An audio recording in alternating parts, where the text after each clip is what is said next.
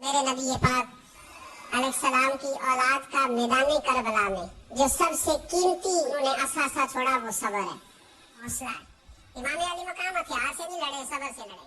इमाम हुसैन, सैयदा ज़ैनब, हजरत अब्बास ये सब्र से लड़े। इनके पास जो सबसे कीमती चीज थी वो सब्र थी। इनके सब्र ने कमाल कर दिया। उम्मत तो 4 साल यजीद ने की, पर कायनात में शाह के वक्त हुसैन इब्ने अली ने गुजारा। तख्त पे एक दिन भी नहीं बैठे, पर दिलों पे हुकूमत हमेशा हुसैन